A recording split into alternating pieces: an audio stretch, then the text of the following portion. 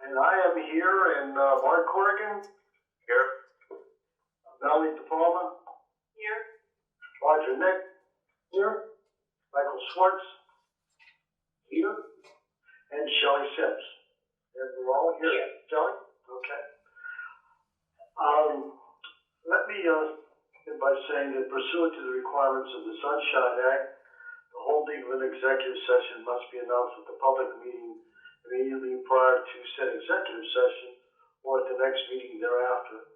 An executive meeting will be held today, June 23rd, 2021, immediately following the public meeting to review matters that are by statute confidential, including the review of completed investigations for the purpose of issuing final adjudications, the review and consideration of an application for a 90-day extension of investigation filed by the Investigative Division, and administrative and personnel matters.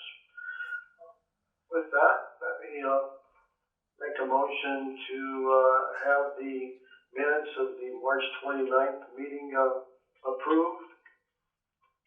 Someone make an approval motion?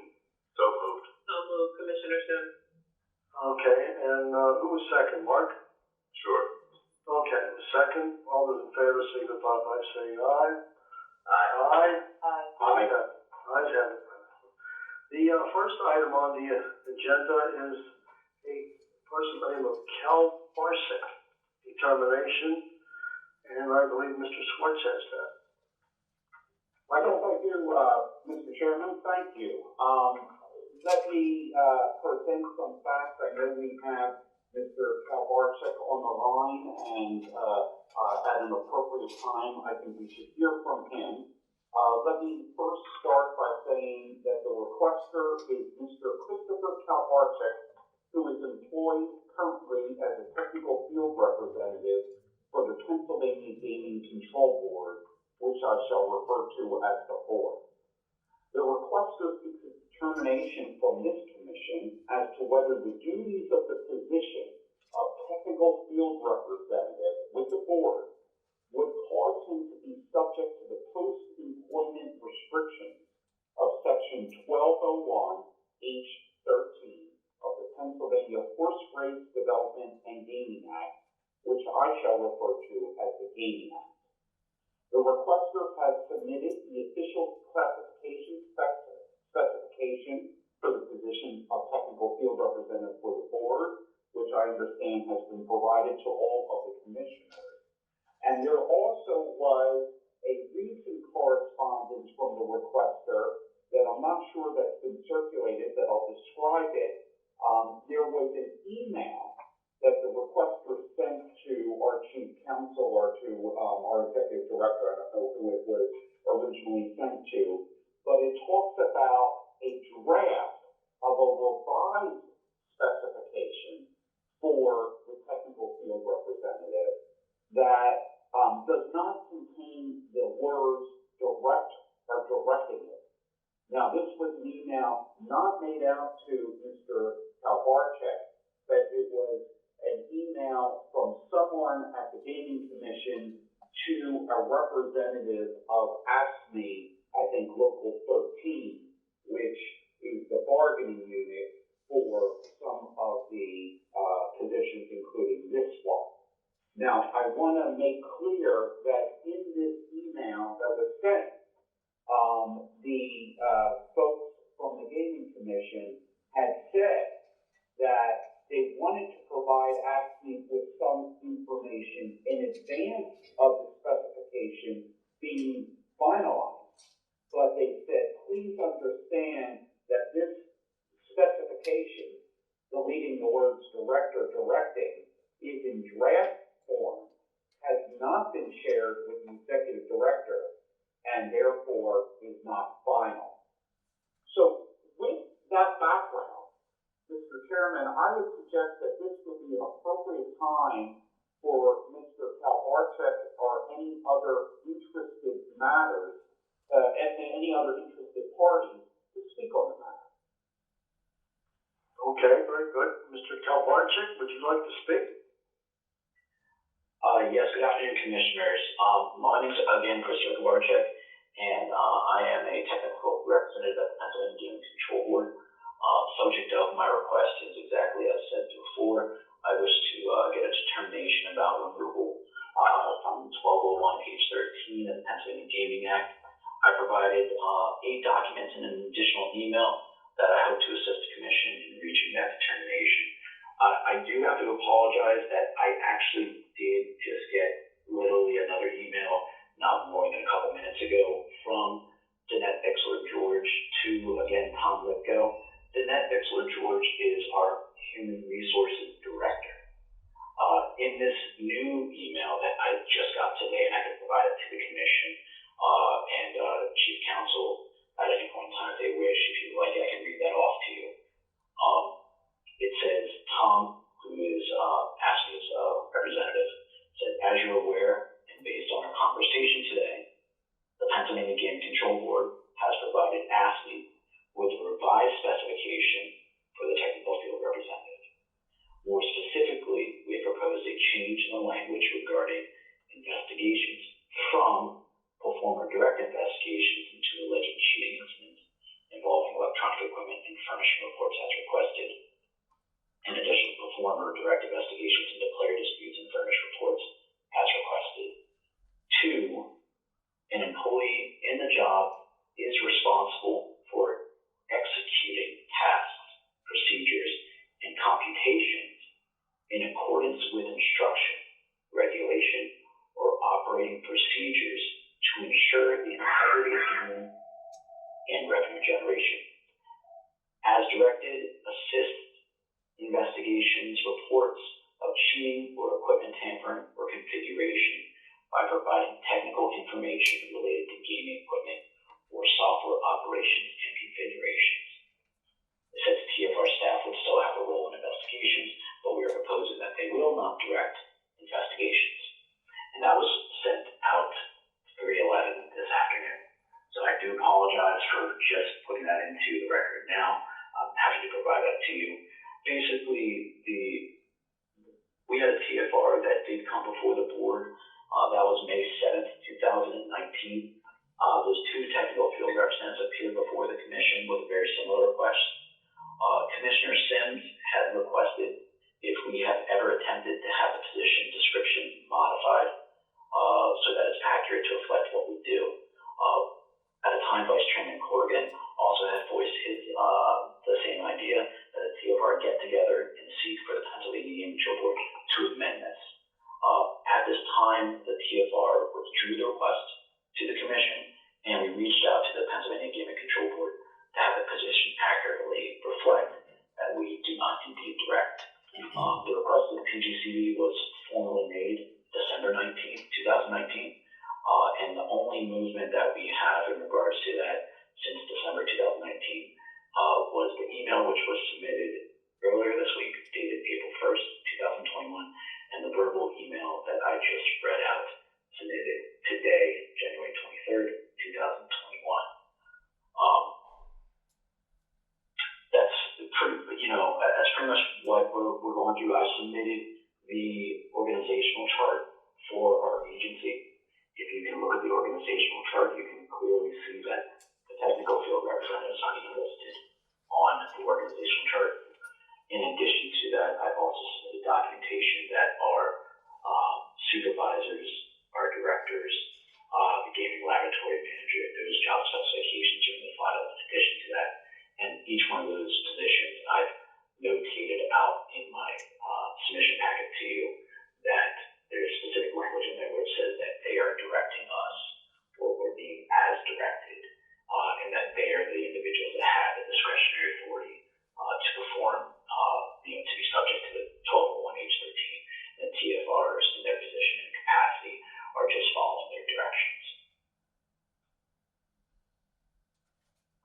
I would also like to note too that me personally, I was actually the first technical field representative hired by the Pennsylvania Game Control Board. It's going on almost about 15 years since I've been here, and I can tell you that I've never directed an investigation, and that all my work was performed through the direction by my various supervisors, and that it's my belief that the TFR position does not substantially involve any of the duties listed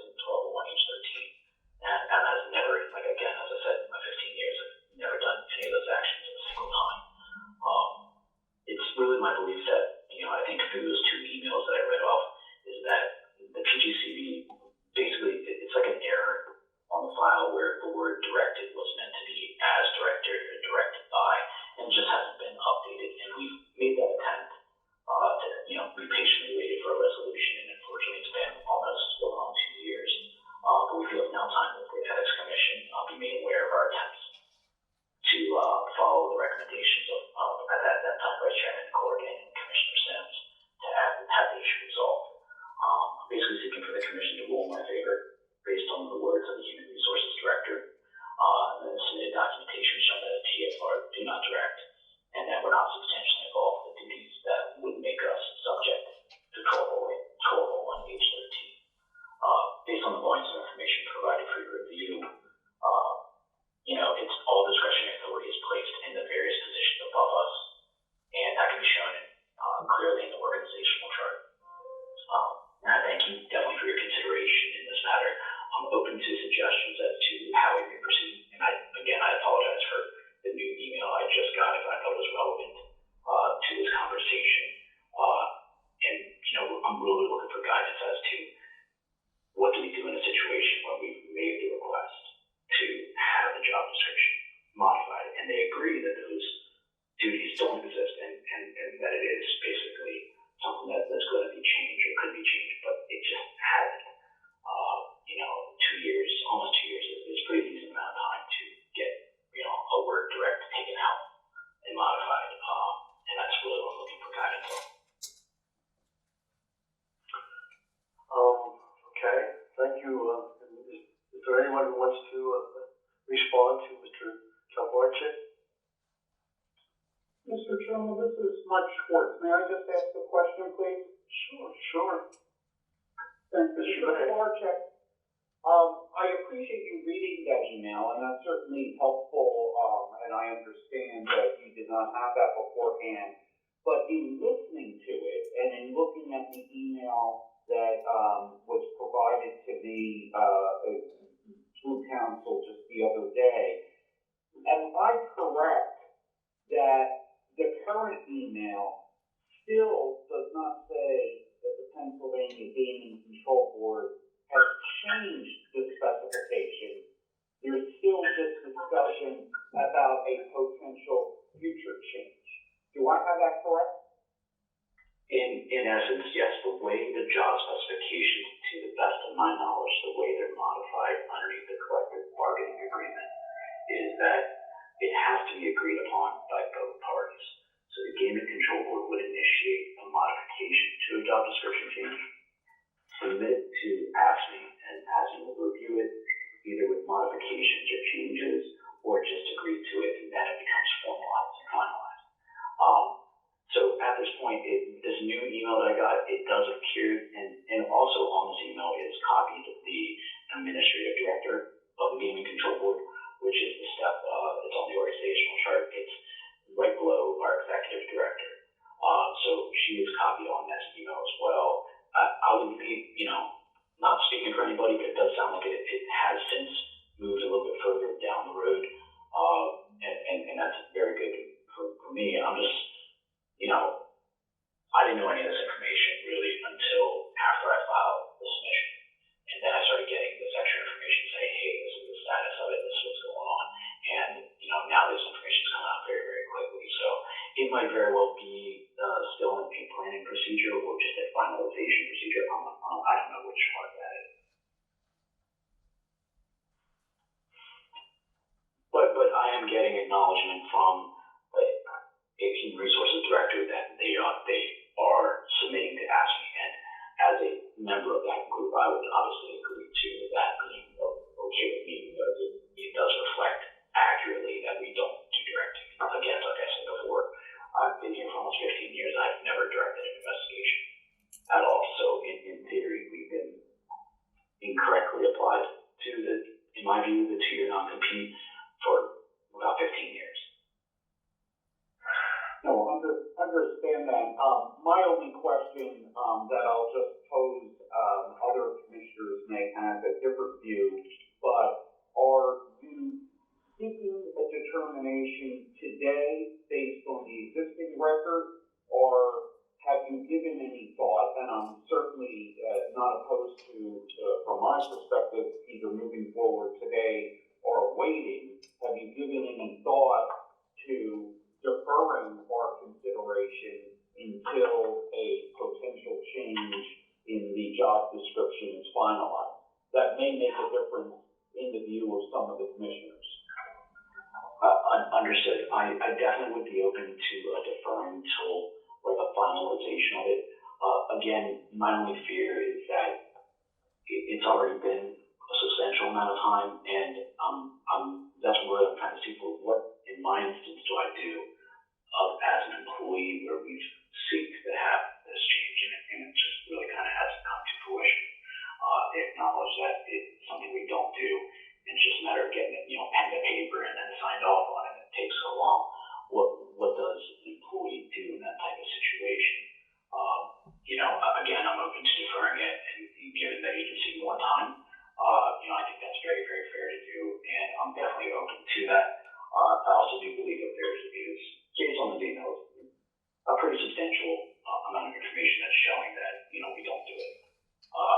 So I'm happy to defer if that's the request of the commissioners, and give it more time and then maybe come before the board at another time.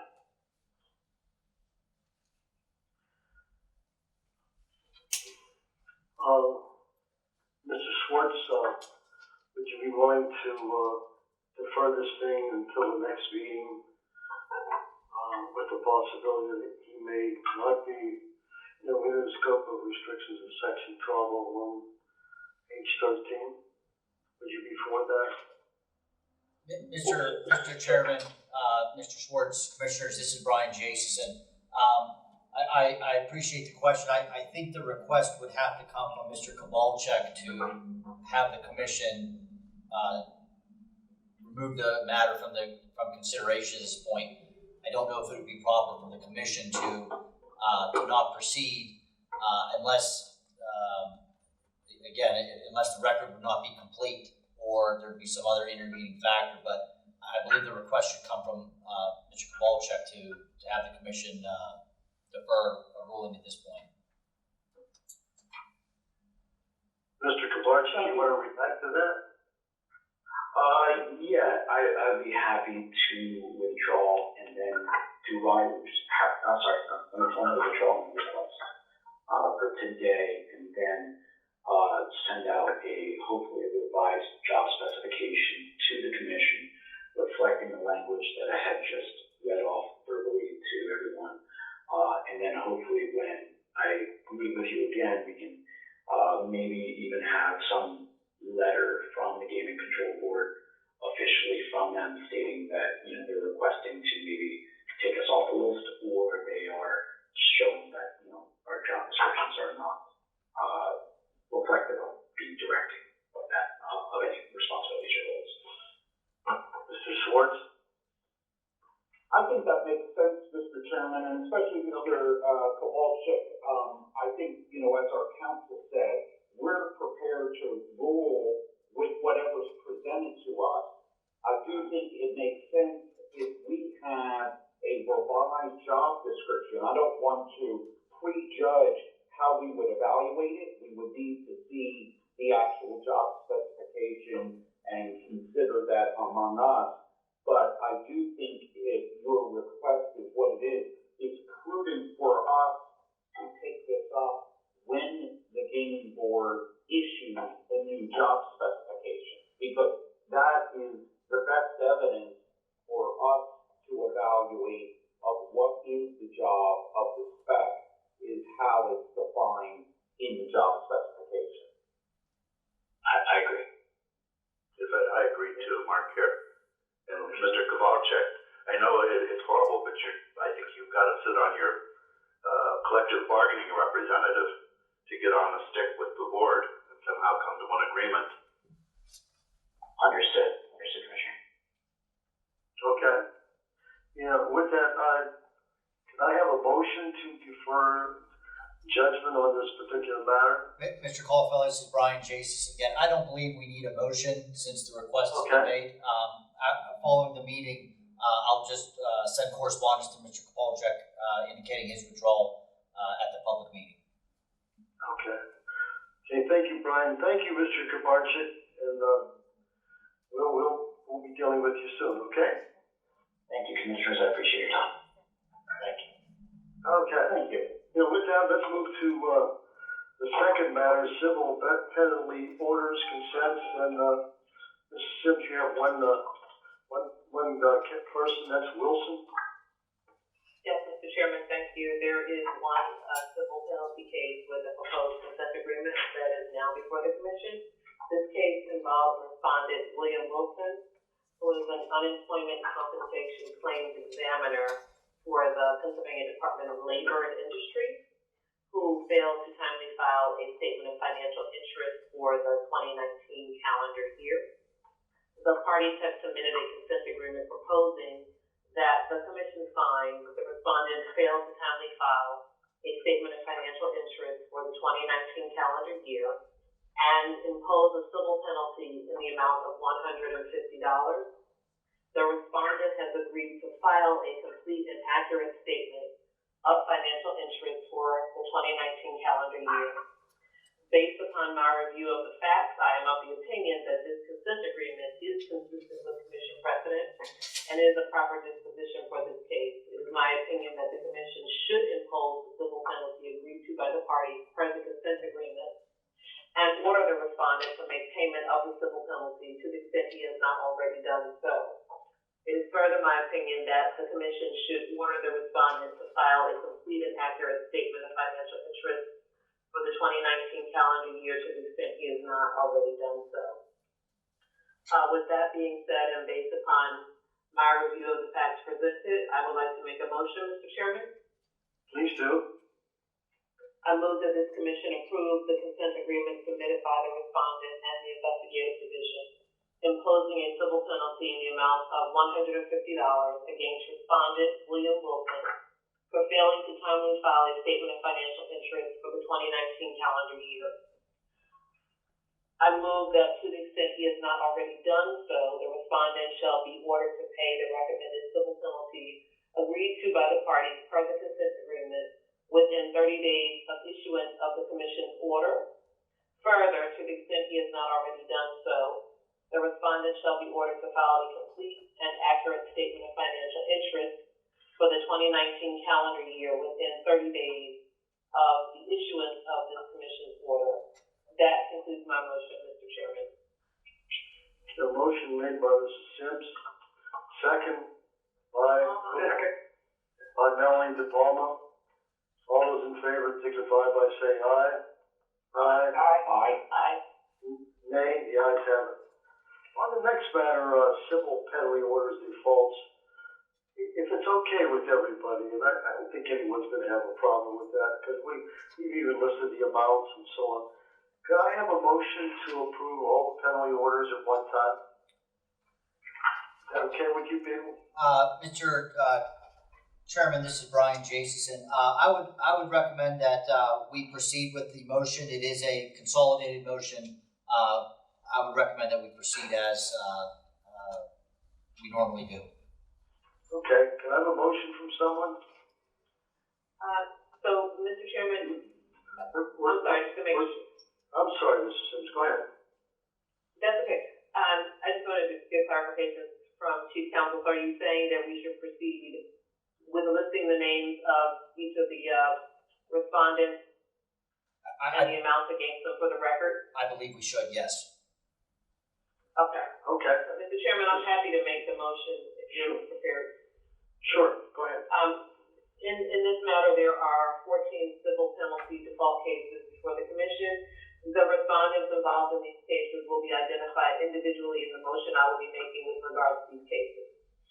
These respondents failed to file statements of financial interest for the calendar years that I will be telling my motion shortly. The respondents did not take action or respond to the civil penalty proceedings.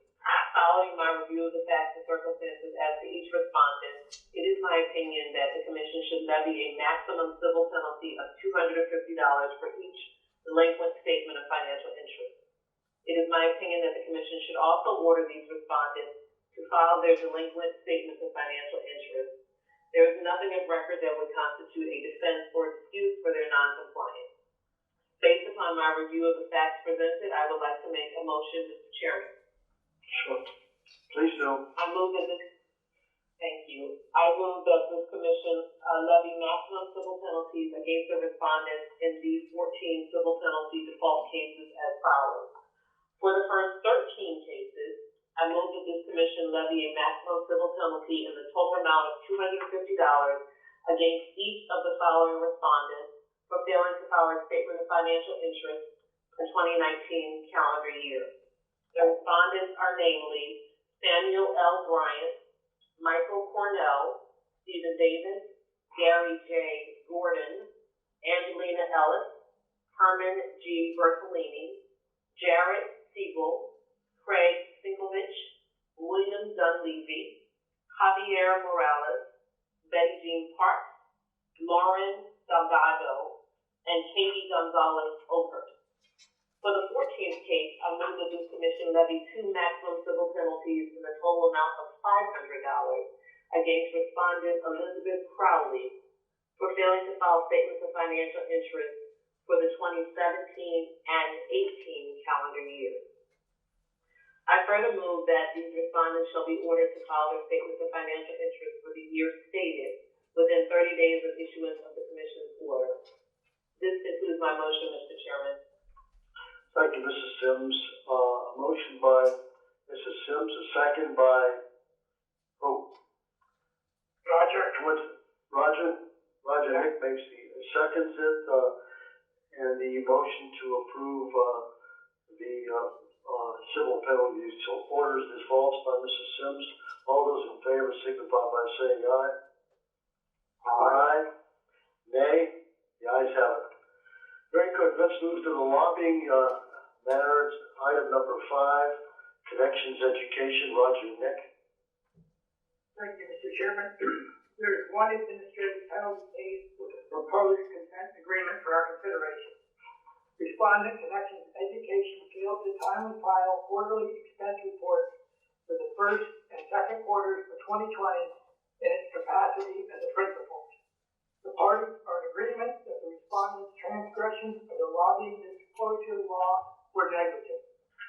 Respondent has now submitted its delinquent expense report to the Department of State. Based upon my review of the facts, I am of the opinion that the consent agreement sets forth the proper disposition to this case, and I would like to make the following motion. I move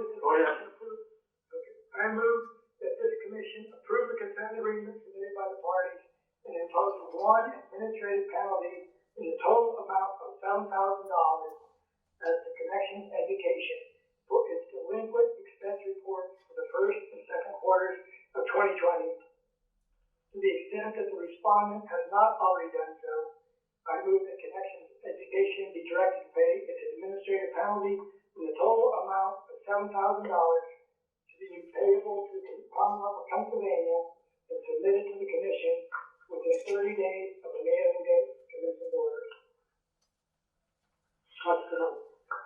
Motion by Roger Nick, a second by Mark Corrigan. Sure. That will teach you to remind me about what time to start a meeting. All those in favor signify by saying aye. Aye. Nay, the ayes have it. And the last item is item 6, which is administrative penalty orders defaults. And Roger Nick has that one too, and there are 3 firms that have defaults. Roger?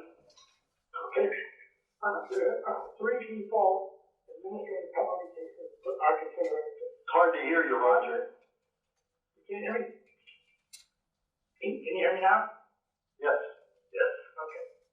Respondent Westmoreland Economic Development Initiative for Growth was a registered principal that failed to include on its registration statement the name and email address of its authorized representative, employee, or agent.